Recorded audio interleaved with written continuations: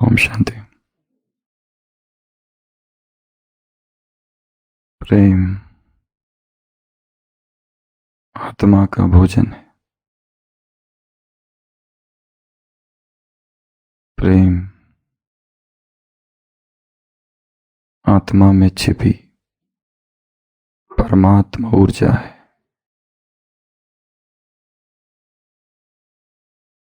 प्रेम आत्मा का स्वभाव और आत्मा का उत्कर्ष है।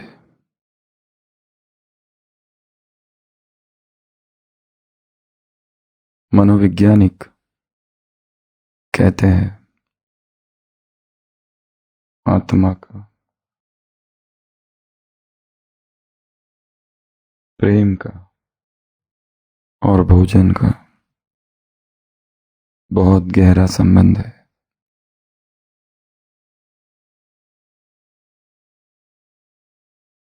आत्मा की मूल प्यास प्रेम की है।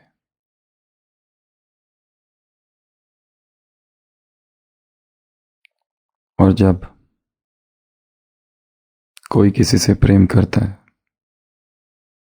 और जब कोई किसी के प्रेम में होता है, चाहे वो कोई भी देहधारी क्यों ना हो या फिर परमात्मा, तब आत्मा ती का अनुभव करती है।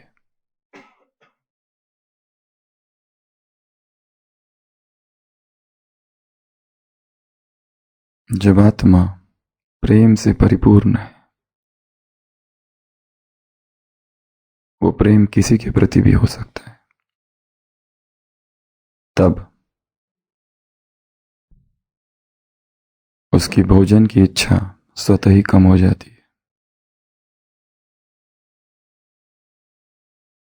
या फिर वो मिताहारी रहता है। और मनोवैज्ञानिकों ने यह भी देखा, जब कोई प्रेम से रिक्त रहता है, किसी को जीवन में प्रेम ही नहीं मिला बचपन में, तो प्रेम की वो प्यास, प्रेम की वो अभिप्सा वो भोजन के द्वारा पूर्ण करता है।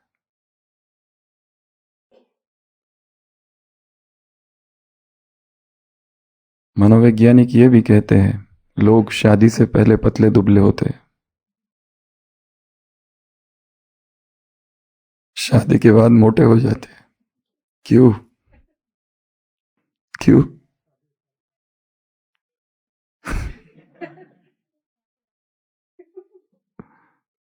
अंग्रेजी में कहते हैं फैमिलियरिटी ब्रीड्स कंटेम्प्ट। जब दो व्यक्ति दूर है तो एक अजीब सा प्यार है, एक अजीब सा आकर्षण है। और जब दोनों एक साथ हो जाते हैं, फैमिलियर हो जाते हैं, एक दूसरे को जानने लगते हैं, घनिष्ठता बढ़ती है, तो धीरे धीरे नफरत आ जाती है। फिर वो प्यार जो शुरुआत में था वो नहीं रहता है। फैमिलियरिटी जहां आ गई वहां धीरे धीरे क्या हो जाता है? घृणा आ जाती है। ऊपर से तो वो एक दूसरे से कहते रहते हैं I love you, I love you, पर भीतर ही भीतर I hate you, I hate you. प्यार अदृश्य हो जाता है, खो जाता है। रोज रोज वही चेहरे, वही आवाज, और इसलिए वो रेटिंग चालू करते हैं। छोटे बच्चे जिन्हें प्यार नहीं मिलता, अपनी इस भूख को फिर बड़े जब होते हैं तो भोजन में ढूंढते हैं, उसमें तृप्त करते हैं। और जब कोई प्रेम में है, वो प्रेम कला के प्रति हो सकता है, वो प्रेम किसी व्यक्ति के प्रति किसी जानवर के प्रति या उस परम के प्रति। तो जब जब प्रेम में है तब तब वो कम, क्योंकि आत्मा तृप्त है। तृप्ति का अनुभव है प्रेम में। प्रेम आत्मा की संपूर्णता है। प्रेम परम तृप्ति है। Love is divine food. Love is food of gods. प्रेम देवताओं का भोजन है। तो इस प्राणिक क्रांति का आज का 17वां दिन। पिछले 2 दिनों से हम प्रेम के विषय में पढ़ रहे हैं, देख रहे हैं, जान रहे हैं, समझ रहे हैं, सीख रहे हैं, साथ साथ समझने की कोशिश कर रहे हैं। यह है क्या? क्योंकि ज्ञान विराट है। किसी एक व्यक्ति की सत्ता नहीं हो सकती। वो किसी एक व्यक्ति का चिंतन संपूर्ण ज्ञान नहीं हो सकता। प्रेम विस्तीर्ण है। उसके प्रति दृष्टिकोण भी एकांत नहीं, अनेकांत है। तो कल हमने देखा प्रभु प्रेम में बीज रूप अवस्था, बीज रूप स्थिति का अनुभव, और उसके प्रमाण थे 10 बातें। कौन सी? और पूरा हफ्ता हमारा सारा ही योग बीज रूप स्थिति का हो। कौन सी 10 बातें थी वो? बातें तो बहुत देखी हमने, कभी 2 बातें, कभी 6 बातें, कभी 8 बातें, पर जो 10 प्रमाण बताए वहां संकल्प कम से कम, संकल्पों का अभाव। अगला, मैं परम धाम निवासी हूं, इस ऑटो पायलट मोड पर आत्मा रहेगी। अगला, मैं लाइट हूं, मैं माइट हूं, ये अनुभूति, ये प्रतीति। अगला, बाबा और मैं एक हूं, कंबाइंड हूं, अलग नहीं हूं, हम बिलग हो नहीं सकते, हम दोनों का स्वरूप एक ही है, विभक्त नहीं हो सकते, अभक्त कभी नहीं हो सकते, दोनों ही एक साथ है। अगला, संपूर्ण साक्षी का अनुभव। अगला, वहां कोई आकर्षण नहीं, परम वैराग की अवस्था। मैं आत्मा हूं, मैं शरीर हूं, शरीर नहीं हूं, ये सब छूट गया है। अगला, उस 1 मिनट का अनुभव बीज रूप स्थिति का। यदि वो बीज रूप स्थिति है तो उसका प्रभाव पूरी दिनचर्या पर पड़ेगा। अगला, हो गया। अगला, मैं योग करने के बाद जब इस देह में आओ तो क्या अनुभव होगा? मैं इस तन में अवतरित हूं, मैं आया हूं अभी अभी ऊपर से नीचे। और आत्मा की सारे गुण, सारी विशेषता, सारी फैकल्टीज, सारी स्पेशलिटीज सहज स्वतः अनुभव होगी। और 10वां, कोई कमजोरी, कोई वीकनेस, कोई फ्लॉ, कोई इम्परफेक्शन, कोई डिफेक्ट, कोई बीमारी उस अवस्था में नहीं। तो कल हमने बीज रूप स्थिति का देखा था। आज हम एक बहुत कठिन विषय पर चर्चा करेंगे, how to love others unconditionally. प्रेम का तीसरा आयाम क्या है? पहला आयाम था स्वयं से प्यार, दूसरा ईश्वर से प्यार, तीसरा इस जगत से, अर्थात जगत की आत्माओं से प्यार, जीव जगत ईश्वर। कैसे करे आत्माओं से प्यार? और वो भी कैसे? अनकंडीशनली, अनलिमिटेड, बिना शर्त के। उन्हें प्यार करना बहुत आसान है जो हमसे प्यार करते हैं।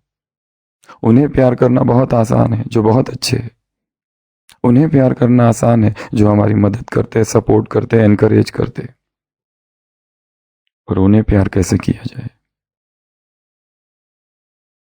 जिनके शब्द, जिनका व्यवहार हमें दर्द पहुंचाता है, तकलीफ देता है, उनसे प्यार कैसे करे? जो दूसरों पर अत्याचार करते हैं, उनसे प्यार कैसे करे?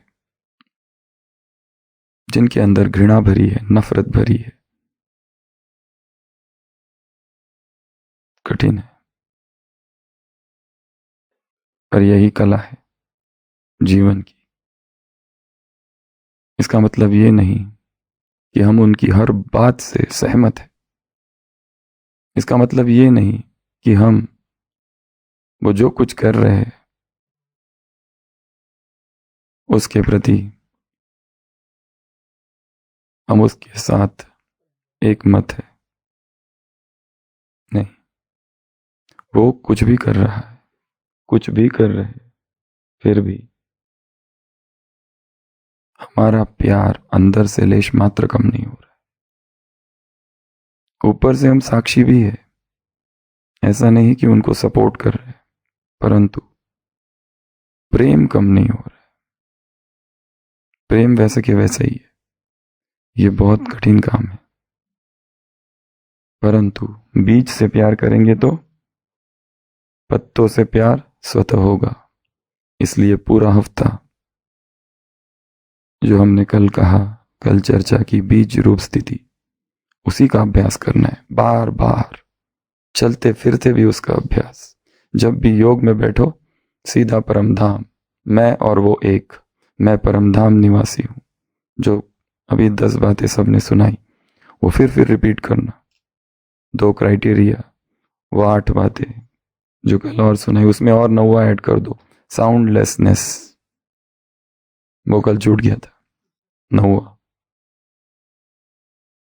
तो वो सब कुछ जो परम धाम में होता है, और उसका अभ्यास कैसे करेंगे? ऊपर से नीचे, नीचे से ऊपर, नीचे से ऊपर, ऊपर से नीचे, बार बार आना, बार बार जाना। तो बीज रूप स्थिति का अभ्यास होगा। तो आज का जो तीसरा अभ्यास है, तीसरा चरण प्रेम का, प्राणिक प्रेम का, वो स्वतः होगा, या वो थोड़ा कठिन नहीं होगा। 15वीं शताब्दी भारत में एक बहुत महान आत्मा का जन्म हुआ, महाप्रभु चैतन्य महाप्रभु, नवद्वीप, नाडिया, बंगाल। और चैतन्य महाप्रभु बनने से पहले उन्हें गौरंग कहते थे, गौरंगा, या फिर निमाई, या फिर निमाई पंडित। और बहुत विद्वान थे, संस्कृत के प्रकांड पंडित थे। उनके जीवन में एक प्रसंग है, उन्हीं के समकालीन एक पंडित थे, रघुनाथ पंडित या रघुनाथ शिरोमणि, जिनकी ढेर सारी प्रसिद्ध किताबें हैं। एक बार निमाई पंडित अर्थात चैतन्य महाप्रभु और रघुनाथ पंडित दोनों नौका विहार कर रहे थे। और नौका विहार करते समय रघुनाथ पंडित निमाई से कहते हैं, आपके पास ये जो ग्रंथ आपने लिखा है अभी अभी, हस्तलिखित ग्रंथ न्याय शास्त्र पर, वो मुझे सुनना है, जरा पढ़ के तो सुनाओ। और निमाई पंडित वो न्याय शास्त्र का अपना लिखा हुआ हस्तलिखित ग्रंथ, जिसकी एक ही कॉपी है, बस ये एक ही संस्करण है, वो उसे पढ़कर सुनाते। और जैसे जैसे निमाई पढ़ते हैं, रघुनाथ पंडित दुखी होने लगते, उदास होने लगते। निमाई पूछते हैं, क्या हुआ, आप क्यों इतने उदास हो रहे हो? वो कहते हैं, न्याय पर मैंने भी एक ग्रंथ लिखा है, दधीति नाम का ग्रंथ, और वो ग्रंथ बहुत प्रसिद्ध है। रादर न्याय पर सबसे सर्वश्रेष्ठ ग्रंथ माना जाता है उसको, दिदिति को। पर तुम्हारा ये ग्रंथ सुनकर मुझे लगता है मैंने व्यर्थ ही सब कुछ किया। तुम्हारे ग्रंथ के सामने मेरा ग्रंथ तो कुछ भी नहीं है, इसलिए मैं उदास हो रहा हूं। अब जब ये ग्रंथ मार्केट में आएगा, संसार में, तो मेरे ग्रंथ की तरफ तो लोग देखेंगे तक नहीं। इसको कौन पूछेगा? क्योंकि जो बातें तुमने लिखी है, ये तो पराकाष्ठा है ज्ञान की। ऐसी बातें तो मैंने सोची तक नहीं। और मेरा ग्रंथ जो इतना विशिष्ट है और इतना प्रसिद्ध है, अब इसका कोई मोल नहीं रहेगा संसार में। निमाई उनकी बातें सुनते रहते, और सुनते सुनते वो ग्रंथ लेते हैं और पानी में फेंक देते। ग्रंथ पानी में डूब जाता है, उसके पत्ते पानी पर तैर रहे हैं। पन्ने। रघुनाथ कहते, ये तुमने क्या कर दिया, इतना बहुमूल्य ग्रंथ फेंक दिया। वो कहते, तुमसे बहुमूल्य नहीं है, तुम्हारी हंसी से, तुम्हारी मुस्कुराहट से ये बहुमूल्य नहीं है। और ये बहुत छोटी सी बात है, छोटी सी बात चैतन्य महाप्रभु के लिए वो छोटी सी बात थी, और हमारे लिए त्याग बहुत ही बड़ी बात है।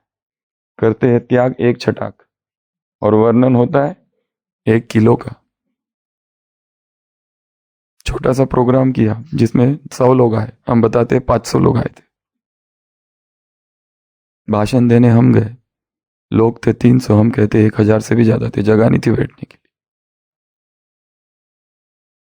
हम भी त्याग करते हैं, पर हम त्याग का वर्णन करते हैं।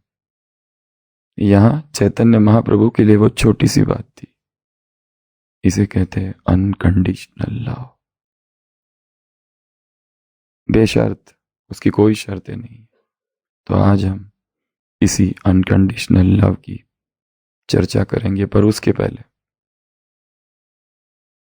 पिछले 16 दिनों से हम गीत सुन रहे हैं, नया संदेश ले फिर से, नई ज्योति जगे फिर से, और वो आवाज आज हमारे बीच में उपस्थित है।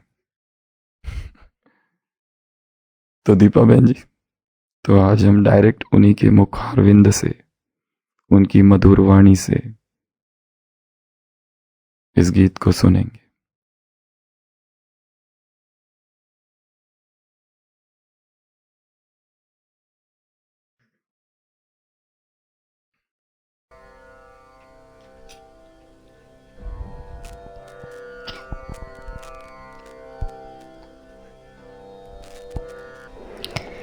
नया संदेश ले फिर से, नई ज्योति जगे फिर से, नया संदेश ले फिर से, नई ज्योति जगे फिर से। उठो तपस्वियों जागो, उठो तपस्वियों जागो, नया लक्ष्य साधने का समय फिर आ रहा है, कि तपस्या का परम श्रृंगार करने का समय फिर आ रहा है। चलो अब एक नई मशाल की ज्वाला फैले, चलो अब एक नई मशाल की ज्वाला फैले, अज्ञान के घनघोर अंधकार में फिर, कि मधुर रागिनी का साज भर दे, सन्नाटों से भरी वीरानियों में फिर। भटकती आत्मज्योति, भटकती आत्मज्योति, निशा के बाद हरदम ही सूरज आता रहा है। यह जीवन की गति रही है, मैले पंख में ही पंकज खिलते रहे हैं, मैले पंख में ही पंकज खिलते रहे हैं। असंभव होने पर भी हृदय में संभव की आशाएं जीत की जलती रही है। असंभव होने पर भी हृदय में संभव की आशाएं हरदम जलती रही है। असंभव आज का सच है, असंभव आज का सच है, संभव होना है फिर भी। उठो वैरागियों, उठो वैरागियों, नव क्रांति का सूत्रपात करने का समय फिर आ रहा है। उठो वैरागियों, नव क्रांति का सूत्रपात करने का समय फिर आ रहा है। कि साधना की कठोर झनकार करने का समय फिर आ रहा है। नया संदेश लें फिर से, नई ज्योति जगे फिर से। उठो तपस्वियों जागो, उठो तपस्वियों जागो, नया लक्ष्य साधने का समय फिर आ रहा है। कि तपस्या का परम श्रृंगार करने का समय फिर आ रहा है, फिर आ रहा है, फिर आ रहा है।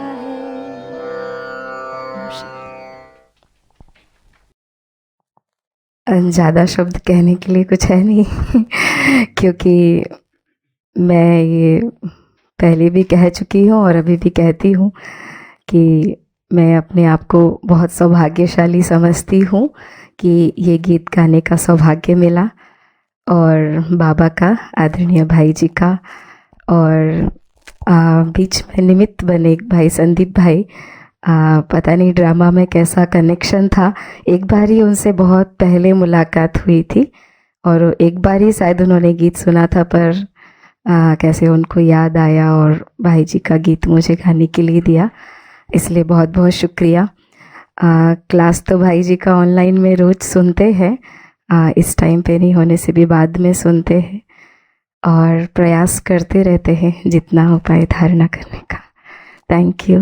अपने बारे में कुछ बताइए, कहाँ रहते हैं? मैं उड़ीसा संबलपुर में रहती हूँ और हमारा संबलपुर सब जोन है, तो बड़ी दीदी पार्वती दीदी हैं, उनके पास ही रहकर सेवा करती हूँ।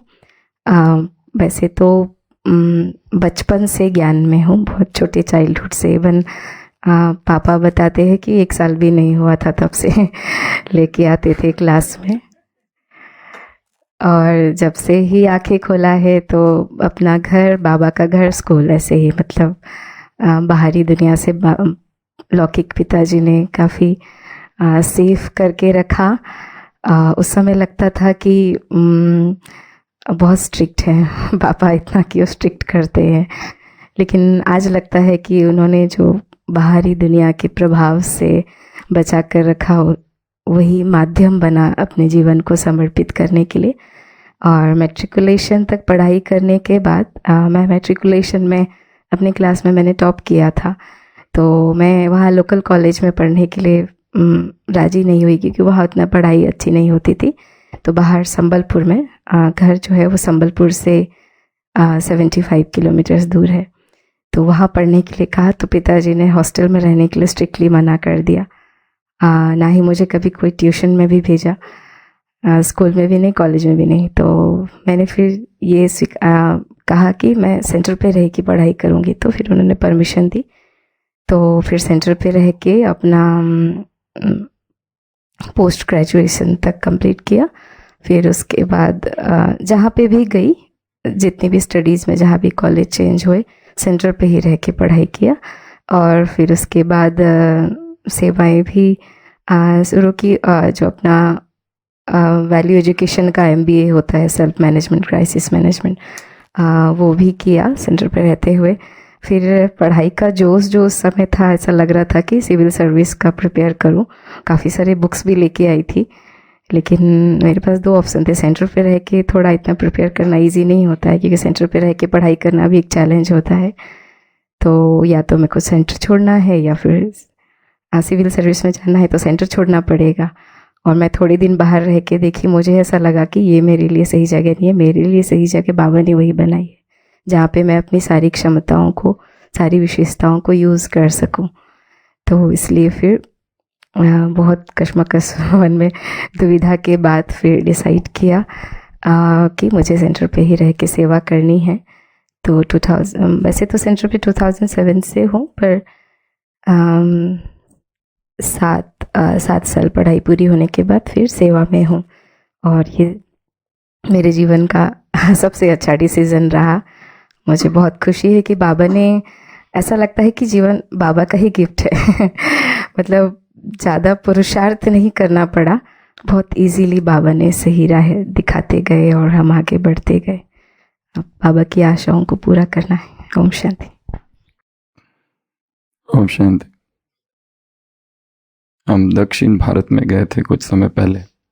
वहाँ कृष्णा नदी थी, तो उस कृष्णा नदी के तट पर बैठकर ये गीत लिखा था, शायद पहला ही लिखा हिंदी में और एक धक से एक बार लिख दिया सो लिख दिया, फिर मिटाया नहीं। और सोचा पता नहीं ये दीपा बहन ये सारे शब्द जो है इसमें, इसको कोई गा पाएगा कि नहीं। एक दो को दिया पर उन्होंने कहा ये शब्द बहुत कठिन है, तो फिर संदीप भाई को बोला, तो संदीप भाई ने दीपा बहन को भेजा, तो उन्होंने तुरंत हाँ कर दिया।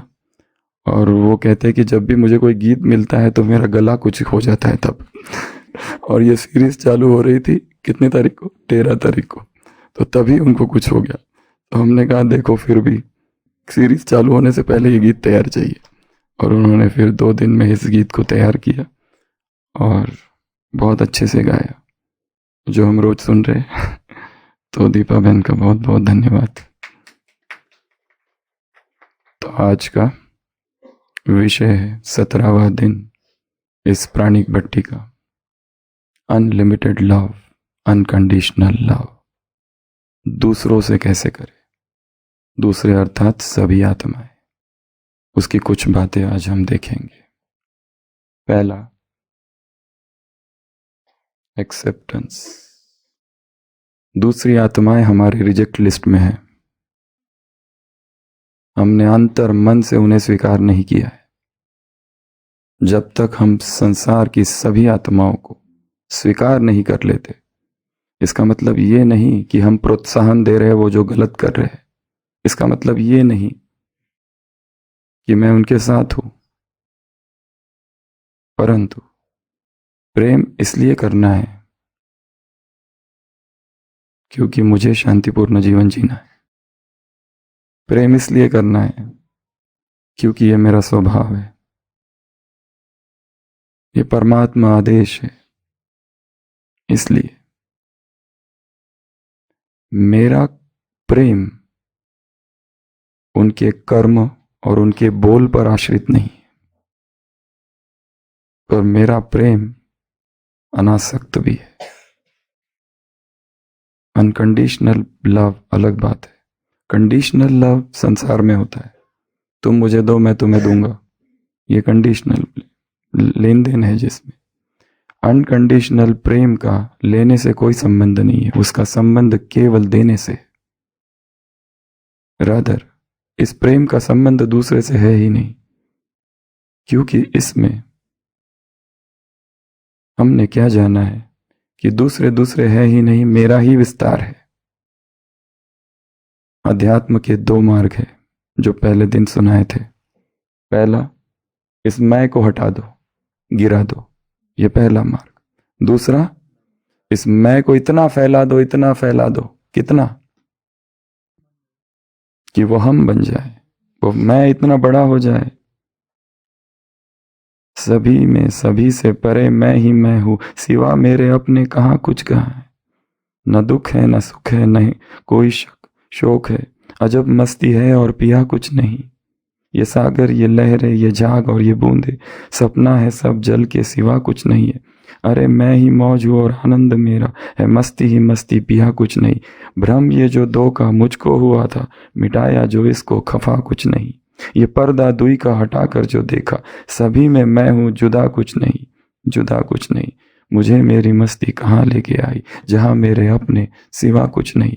जहाँ हमें लगे कि मैं ही मैं हूँ, ये सारा विश्व मेरा ही विस्तार है, इसलिए मुझे सबसे प्यार है। मुझे दूसरों से वास्तव में प्यार है ही नहीं, वो मैं ही हूं, सब में मैं ही हूं। मैं सर्वव्यापक हो चुका हूं, मैं सार्वभौमिक हूं। मैं, ये एक दूसरी विधि है जहां मैं को इतना विस्तार कर दिया मैं का कि कोई दूसरा हर्ट होता है, दुखी होता है, तो मैं दुखी होता हूं, इसलिए मैं किसी को भी दुखी नहीं कर सकता। मैं दूसरों से वही करूंगा जो मैं अपने साथ करता हूं। ये दूसरा मार्ग है प्रेम का, पर कठिन है, पर संभव है। और इस क्रांति का उद्देश्य ही असंभव को संभव करना है, इस प्रेम का विस्तार करना है। इसके पहले भी सुनाया था, एक फकीर है, छोटी सी झोपड़ी है, अपनी पत्नी के साथ एक ही कमरा है, दोनों रहते हैं, बेचारे बूढ़े हैं। सर्द रात है, बारिश हो रही है, ठक ठक। कौन? अजनबी हूं, क्या चाहिए? भीग रहा हूं, आश्रय, आ जाओ। आ जाता है। तीनों बैठे, जगह काफी है। थोड़ी देर बाद फिर ठक ठक। कौन? अजनबी, क्या चाहिए? आश्रय, आ जाओ। पहला कहता है हम तीनों हैं, चौथे को जगह कहाँ है? थोड़ी देर पहले यही आया था अभी। फकीर कहता है ये गरीब की झोपड़ी है, राजा का महल नहीं जो कम पड़ जाए। जहां हृदय विशाल है वहां एकोमोडेशन की कमी नहीं। इसलिए मधुबन में कितने लोग एकोमोडेट हो जाते हैं, जितनी क्षमता है उससे कई गुना अधिक, क्योंकि मधुबन की छाती इतनी विस्तीर्ण है, इतनी बड़ी है, सबको संभाल लेती है। थोड़ी देर के बाद ठक ठक। कौन? आगंतुक, क्या चाहिए? आश्रय, अंदर आ जाओ। पर जगह कहाँ है? पत्नी कहती है जगह। वो कहते हैं अब तक हम दूर दूर बैठे थे, थोड़ी देर पहले नजदीक नजदीक, अभी हम एकदम लग लग के बैठेंगे। थोड़ी देर के बाद फिर से आवाज। कौन? कोई नहीं, कोई आवाज नहीं। दरवाजा खोलते हैं, गधा है। फकीर कहता है उसको भी ले लो। पत्नी कहती है जगह। बाकी लोग कहते रुकें, बैठेंगे कहाँ? वो कहते अब हम खड़े हो जाएंगे, अगर जरूरत पड़ी तो मैं बाहर चला जाऊंगा। प्रेम की कोई शर्त नहीं। प्रेम त्याग की भाषा नहीं बोलता, त्याग का वर्णन भी नहीं करता। प्रेम है, प्रेम इतना ज्यादा है। और फिर वो केवल व्यक्तियों के लिए नहीं, पशुओं के लिए, केवल पशुओं के लिए नहीं, किसके लिए? प्रकृति के लिए। सेंट फ्रांसिस ऑफ एसिसी जब चलते थे तो जितने पशु पक्षी है सब आ जाते थे। एक बार प्रवचन कर रहे थे चर्च में, पंछी बहुत शोर कर रहे थे। वो कहते हैं sister birds stop, let me speak. सारी चिड़िया शांत हो जाती है। Brother donkey please come. Brother duck where were you. वो सभी पक्षी पक्षियों से इतना प्रेम करते। ब्रह्मा बाबा, सांप आ गया था, बच्ची सांप को दूध पिलाओ। चिड़िया बच्ची। प्रेम जब हृदय में उत्पन्न होता है तो फिर वो फैलता है। फिर उसके लिए केवल व्यक्ति नहीं रहते, केवल अपने पराये का भेद मिट जाता है। सब में कौन है? मैं ही मैं हूं, मेरा ही विस्तार है। सब मेरे, सब अपने हैं, कोई भी पराया नहीं है। None is stranger. मेरा इससे कोई लेना देना नहीं। वो लोग क्या कर रहे, मेरे खिलाफ षड्यंत्र कर रहे, उससे मेरा कोई मतलब नहीं है। मेरे खिलाफ बोलते हैं, निंदा करते हैं, ग्लानि करते हैं, अपमान करते हैं। वो क्या बोलते हैं, वो क्या व्यवहार करते हैं, मेरा प्रेम इस पर आश्रित है ही नहीं, अनाश्रित है। तो सबसे पहली बात, इस तरह का प्रेम करने के लिए एक्सेप्टेंस। क्या चाहिए? एक्सेप्टेंस। एक्सेप्टेंस अर्थात सबको स्वीकार कर लो, जैसे बाबा ने सबको स्वीकार किया है। बाबा के सामने स्टेज पर, अव्यक्त बाप दादा के सामने कोई टेररिस्ट चला जाए और बंदूक लेके खड़ा हो जाए बाबा के सामने, तो बाबा क्या कहेंगे? बहुत अच्छा, बाप दादा खुश है, शांत हो जाएगा वो भी। या बाबा प्रश्न पूछेंगे ऐसा क्यों करते हो, ये नहीं करना चाहिए तुमको। वो प्रेम के अतिरिक्त कुछ जानता ही नहीं। परमात्मा की भाषा प्रेम है। प्रेम परमात्मा की छिपी हुई, आत्मा में छिपी हुई ऊर्जा है। द फ्लड गेट्स ऑफ प्रेम, the floodgates of love जब खुलते हैं तो फिर वो छोड़ते नहीं है किसी को, चाहे कोई भी हो, ज्ञानी अज्ञानी, ब्राह्मण गैर ब्राह्मण, सब सब सब एक है उसके लिए, सब एक। तो सबसे पहली चीज क्या करनी है हमें? आत्माओं को स्वीकार कर लो। जो है जैसा है, क्योंकि हम सभी यात्री है। We are light workers. हम स्टार डस्ट है। स्टार डस्ट धूल कण है, उस परम की ओर जा रहे हैं। सब अपनी अपनी यात्राओं पर है। हम अंतरिक्ष के यात्री हैं। हम चेतना की के यात्री हैं। हम पथिक है संपूर्णता के। कोई ज्यादा संपूर्ण है, कोई कम। कभी हम पीछे, कभी कोई और आगे है। सब अपनी अपनी क्षमता अनुसार सत्य है, सही है। इसलिए हम ये कह ही नहीं सकते कि कोई गलत है। दुर्योधन भी चाहिए, शकुनी भी चाहिए, मंथरा चाहिए, रावण चाहिए। रामायण का सबसे सर्वश्रेष्ठ पात्र कौन सा कहा जाता है? मंथरा। उसे पता था राम जी क्यों आए। अगर यहीं रह जाए तो अवतार कार्य पूरा कैसे होगा? विप्रसंत सुरधेरु हित प्रभु धरि विविध शरीरा। विप्रसंत सुरधेरु धेनु हित, उसके लिए वो आया है। यहाँ राजमहल में रहने के लिए नहीं आया है। उसको जाना ही चाहिए। सारा कलंक अपने ऊपर ले लिया। इसके लिए एक मत ये भी है कि सर्वश्रेष्ठ पात्र कौन है? मंत्र। उसका भी पार्ट है, वो जरूरी है। बिना रावण के राम महान नहीं बन सकता। बिना राम के रामायण हो सकती है, पर बिना रावण के रामायण नहीं हो सकती। अगर सतयुग, त्रेता, द्वापर, कलयुग, चारों ही युग देवता ही राज करते रहे तो ऐसी मूवी कौन देखने जाएगा? मूवी में क्या चाहिए? Suspense, thrill. मूवी में क्या चाहिए? विलन की एंट्री जब होती है तब इंटरेस्ट आता है। एक परिवार है, माँ बाप, बच्चे, सुखी परिवार, सब सुखी रह रहे, लास्ट तक मूवी में सुखी रह रहे। ऐसी मूवी कितना दिन चलेगी? मूवी में क्या चाहिए? Villain, climax, blockbuster movie. Movie का मजा तो द्वापर से चालू हुआ और अभी क्लाइमैक्स। हम चाहे कि हमारे जीवन में कोई विघ्न ना आए।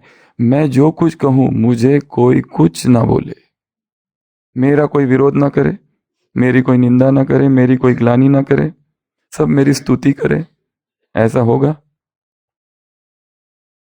इच्छा हुई रहती है पर ऐसा होता नहीं। इसलिए स्वीकार कर लो, ये सब होगा, सब कुछ होगा। अखंड भारत का सम्राट बनना है, राज्य भाग्य पाना है, तो कठिनाइयों का सामना करना पड़ेगा। स्कूल ऑफ हार्ड नॉक्स में एंट्री करनी पड़ेगी, वहां से पीएचडी लेनी पड़ेगी। तो पहला स्वीकार। दूसरा, अपनी आवश्यकताओं से ज्यादा दूसरों की आवश्यकताओं के बारे में सोचना। पहला हमने स्वीकार कर लिया, सभी से प्रेम करना है। अगर जरूरत पड़े तो मैं बाहर चला जाऊंगा, हम खड़े रहेंगे, पर उसको आने दो।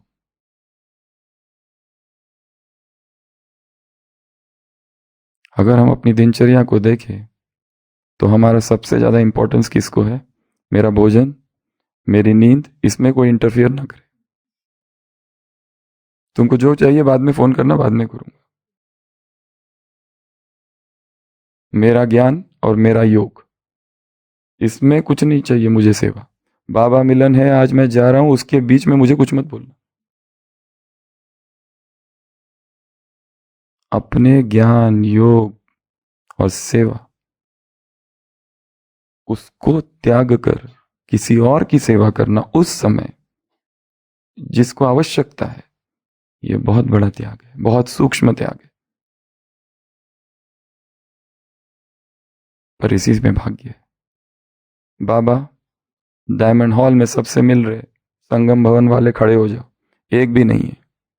सब वहां रेलवे स्टेशन पर सेवा कर रहे। भगवान याद उनको कर रहा है वो जो सभा में ही नहीं है, और जो सामने बैठे हैं उनको याद नहीं कर रहा है। याद किसको कर रहा है? जो सेवा में है। नो ज्ञान, नो सेवा, नो उच्च पद, कल की मुरली। नो ज्ञान, नो सेवा, नो उच्च पद। सेवा वही कर सकते हैं जो ज्ञानी है, और ज्ञान है, इसका प्रमाण है सेवा कर रहे। अगर सेवा नहीं कर रहे अर्थात ज्ञान नहीं है। कल की मुरली।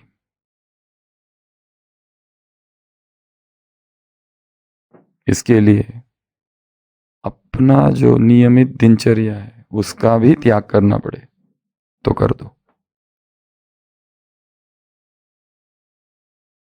हॉस्पिटल में हम देखते हैं ना, जो सेवाधारी होते हैं उनका रियल त्याग होता है।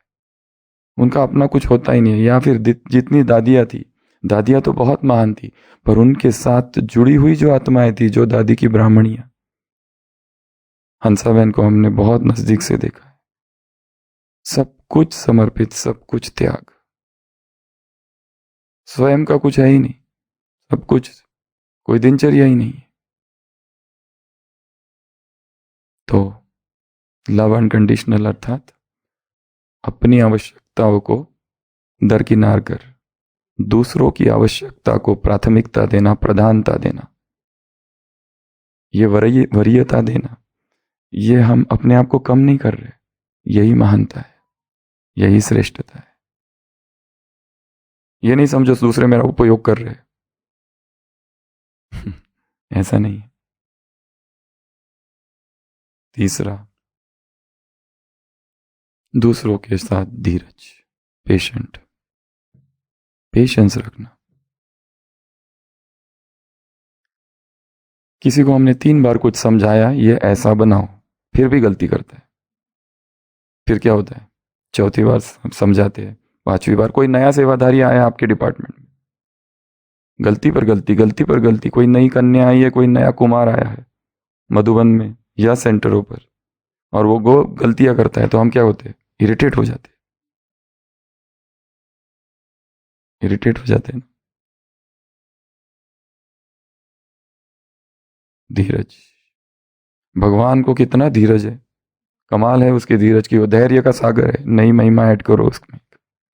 वो धीरज का सागर है, कब से सुना रहा है और कब से सिखा रहा है, फिर भी धीरज खोता नहीं है। वो चाहे तो ये भी कह सकता है, जिसने होमवर्क किया वो अंदर, जिसने होमवर्क नहीं किया आउट। कभी कहा? कभी नहीं। एक बूढ़ा पिता अपने बेटे से पूछता है, बेटा ये पेड़ पर क्या है? वो बेटा कहता है, पिताजी दैट्स अ पैरट, तोता है। थोड़ी देर के बाद वो पिताजी पूछते, वो क्या है पेड़ पर, कौन बैठा है? कहता है, अभी तो पता है पैरट। थोड़ी देर के बाद पिताजी फिर पूछते, क्या बैठा है? कहते हैं, पैरट। थोड़ी देर के बाद फिर, तो कितनी बार बताओ, पहले तो आपको सुना ही नहीं देता, पहले अपने कान जाकर चेक करो। बुढ़ापे में बुद्धि भी खत्म हो रही है, तक नहीं करो मुझे, बोला ना एक बार तोता है। अच्छा अच्छा, थोड़ी देर बाद पिताजी पूछते, बेटा वो क्या है?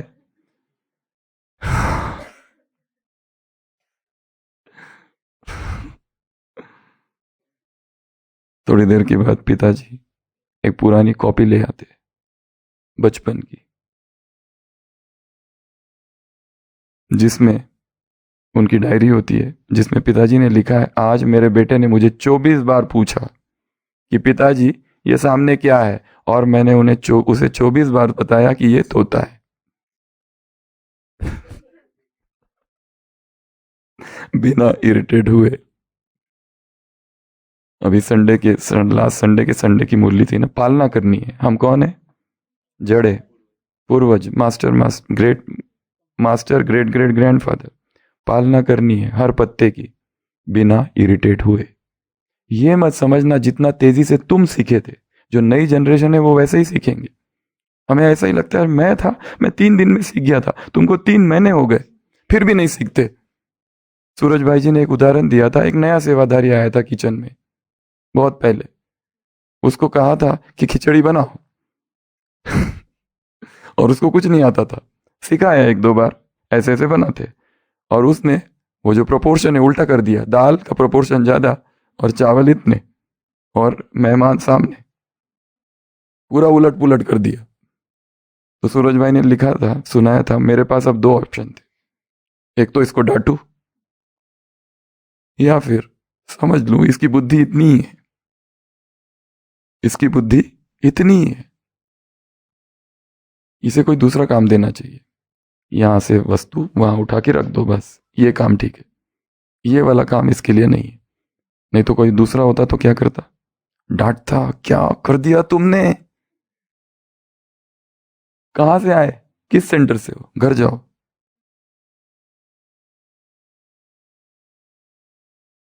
इरिटेट, अगर इरिटेट नहीं हो तो क्या करना है, पेशेंट, पेशेंस। इसके पहले भी कई बार सुना चुके, नया सेवाधारी शांतिवन में आया, शांतिवन नया नया बना था, बड़ा वो डाइनिंग में आया, सुबह सुबह गया 4 बजे, सेवा थी किचन में, किचन में गया, वहाँ पे वो बहुत बड़ा पतीला वो रखा हुआ था जिसमें नाचनी क्या कहते हैं, चाचनी चाचनी चाशनी, वो शुगर का बना हुआ रहता है ना, उसको लगा पानी है, उसने उंडेल दिया। इतना सारा रखा हुआ था वो। और फिर उसके बॉस आए और बाकी लोग आए और सबको पता चल गया इसने ये किया है, इतना बड़ा नुकसान यज्ञ का, और वो भी गुरुवार के दिन। और बात ऐसी बातें तो फटाफट फैलती है बहुत तेजी से। और 9 बज गए, 10 बज गए, और फिर उसे किसी ने समाचार सुनाया, दादी ने बुलाया है कॉटेज में, और कईयों ने अपनी शुभ इच्छाएं भी प्रकट कर दी, तुम अपना ना सामान पैक कर ही लो अच्छा रहेगा।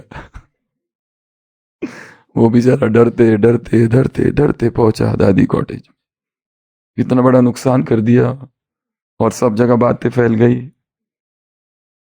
मुझे कम से कम देखना तो चाहिए था वो क्या है, पानी है या कुछ और है। डरते डरते गया, प्रकाशमणि दादी, दादी ने कहा आओ बैठो बैठो। फिर दादी ने कहा फिर नाश्ता किया है, मैंने कहा हाँ किया है।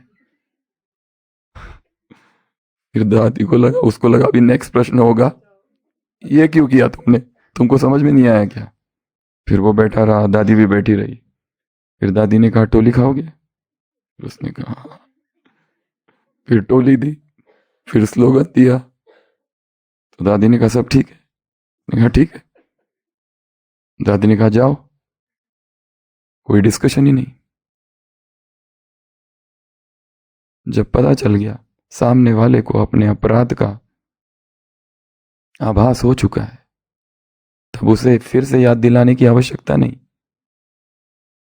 अगर उस भाई को उस दिन भेज दिया होता तो शायद ज्ञान छोड़ दिया होता, उसको कुछ भी नहीं बोला, इसके लिए रह गया और हमेशा के लिए रह गया। क्यों, अनकंडीशनल लव। दादी को देखते थे तो शक्ति का कहीं अनुभव नहीं होता था, अनुभव किसका होता था, प्रेम का, क्योंकि शक्ति प्रेम में रूपांतरित हो गई थी। शक्ति की अनुभूति नहीं होती थी, प्रेम की अनुभूति हो गई थी, क्योंकि शक्ति का रूपांतरण प्रेम में हो गया था। ये बहुत हाई स्टेज है। किसी ने देखा क्या दादी बहुत तपस्या कर रही है, योग कर रही है, ऐसा नहीं है, वो चलता फिरता है, योगी बन गई। तो क्या करना है, तीसरा धैर्य, चौथा एनकरेज करना है दूसरों को। माना कि तुम जैसे होशियार नहीं हो, तुम जितने शार्प है उतने वो नहीं है, पर अपनी अपनी क्षमता के अनुसार वो भी बुद्धिमान है। इसके लिए उनकी सफलता पर खुश हो, एनकरेज करो उनको भी। अगला, बी स्ट्रॉन्ग सपोर्ट। हर व्यक्ति के जीवन में ऐसे परिस्थिति आती है, चाहे 40 साल से ज्ञान में, पर कभी कभी उदास हो जाता है, दुखी हो जाता है। चाणक्य भी कभी कभी दुखी हो गया, उसको चंद्रगुप्त ने सपोर्ट किया, छोटे बालक ने। इसका मतलब ये नहीं कि चंद्रगुप्त चाणक्य से अति होशियार है, पर उस समय चाणक्य दुखी है, उस छोटे बालक ने उसे संवारा। हर व्यक्ति के जीवन में ऐसे पल आएंगे जब वो उदास हो जाता है, सारा ज्ञान है, सारा योग है, सब कुछ है, फिर भी ऐसी उदासी छा जाती है, कोई अज्ञात कारण की वजह से।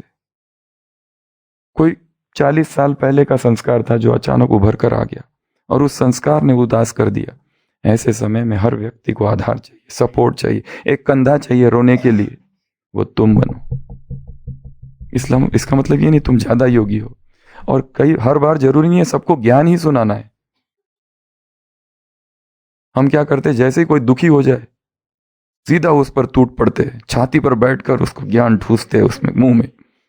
उदास होते हो, बाबा ने क्या कहा है पता नहीं तुमको, खुशियों में रहना चाहिए, खूब तुमको ये अभी अभी तो मुरली थी, पूरी मुरली उसे सुनाते हैं वहां पर। उसे ज्ञान नहीं चाहिए, उदासी में कोई ज्ञान नहीं सुनना चाहता।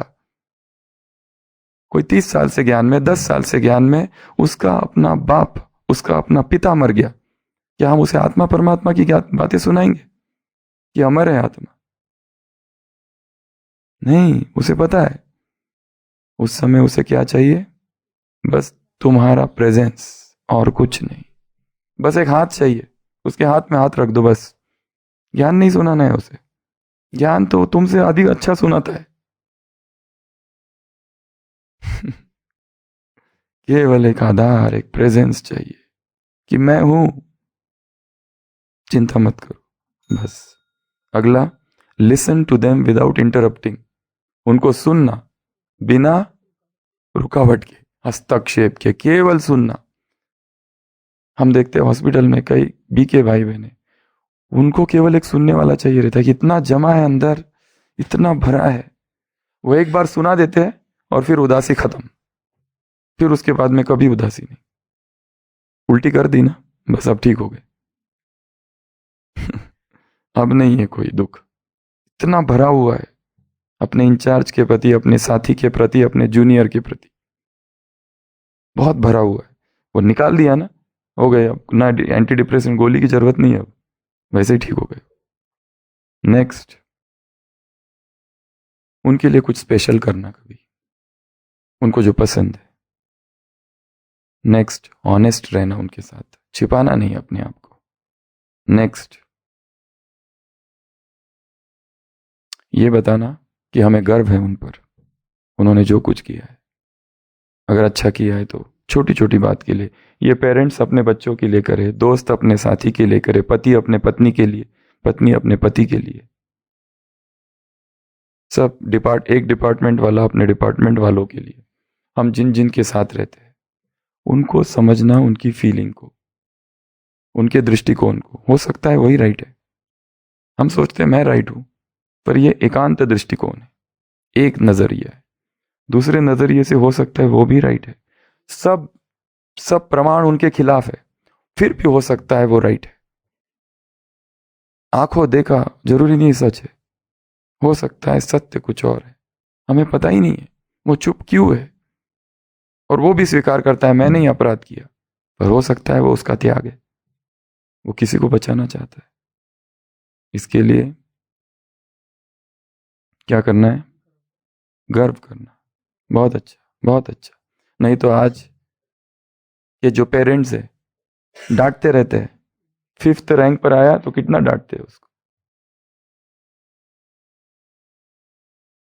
हम याद है हमें 12th में हमें 83% थे, सब लोग दुखी थे, मेरिट लिस्ट में नहीं है, 1 मार्क से मेरिट लिस्ट गया था। जबकि वो ग्रुप्स में बहुत अच्छे परसेंटेज थे, 95, 96, मेडिकल ग्रुप और साइंस, ये इंजीनियरिंग ग्रुप, और उसका किसी को कुछ नहीं। दुखी इसलिए थे, ये जो जनरल में जो परसेंटेज है ओवरऑल, उनको पेपर में फोटो चाहिए था, मेरिट लिस्ट वो नहीं था बस, इसलिए दुखी बहुत थे, और सबने सुना सुना के और दुखी कर दिया था हमको। तो ये सब बातें, कुछ बातें सिखाई बताई, और बातें तो हम अपने आप ही समझ सकते हैं। तो क्या क्या सुना आज? पहला, स्वीकार। दूसरा, जरूरतों को अधिक महत्व देना। तीसरा, धैर्यता। चौथा, उनको एनकरेज करना। अगला, उनको स्ट्रांग सपोर्ट बनना। अगला, बिना रोक टोक के सुनना। अगला, उनके लिए कुछ स्पेशल करना, खिलाओ पिलाओ, भले खिला दो। अगला, ऑनेस्ट रहना, ट्रांसपेरेंसी, संबंधों में पारदर्शिता बहुत ज्यादा आवश्यक है। अगला, गर्व करना। अगला, हर समय करना, गिव अनकंडीशनल। और लास्ट पॉइंट है, every time give unconditional love. अच्छा, ओम शांति। प्राणों में क्रांति है फिर से, मन में जोश है फिर से, उठो तपस्वी हो जागो, नया लक्ष्य साधने समय फिर आ रहा है, कि तपस्या का परम श्रृंगार करने का समय फिर आ रहा है। ओम शांति।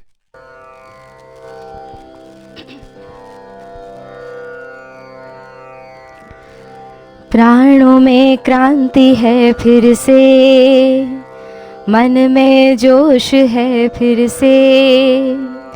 प्राणों में क्रांति है फिर से, मन में जोश है फिर से। उड़ो ओ पंछियों, उड़ो ओ पंछियों, उन्मुक्त गगन में उड़ान भरने का समय फिर आ रहा है, कि सलाखों को काटने का समय फिर आ रहा है। न अपना प्रण संभव है, न ये लक्ष्य साध्य है। न अपना प्रण संभव है, न ये लक्ष्य साध्य है। उठो ओ योगियों, उठो ओ योगियों, राजयोग के नए संस्करण रचने का समय फिर आ रहा है, कि प्राणों में नव चेतना भरने का समय फिर आ रहा है। सुनो अनुभव ये कहता है, सुनो अनुभव ये कहता है, निराशा की कार से ही आशाओं के दीप जलते नया सवेरा आता है।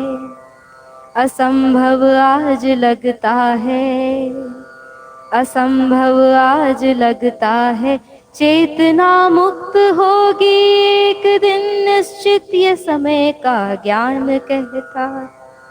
असंभव आज लगता है, असंभव आज लगता है, चेतना मुक्त होगी एक दिन निश्चित ये शिव का ज्ञान कहता है। आए हैं आज शिव साजन, महामिलन की है वेला। आए हैं आज शिव साजन, महामिलन की है वेला। उठो ओ परवानों, उठो ओ परवानों, की शिव क्षमा पे मिटने का समय फिर आ रहा है, कि अंतस में प्रेम रस स्पंदित करने का समय फिर आ रहा है। नया संदेश लें फिर से, नई ज्योति जगे फिर से। नया संदेश लें फिर से, नई ज्योति जगे फिर से। उठो तपस्वियों जागो, उठो तपस्वियों जागो, नया लक्ष्य साधने का समय फिर आ रहा है, कि तपस्या का परम श्रृंगार करने का समय फिर आ रहा है, फिर आ रहा है, फिर आ रहा है।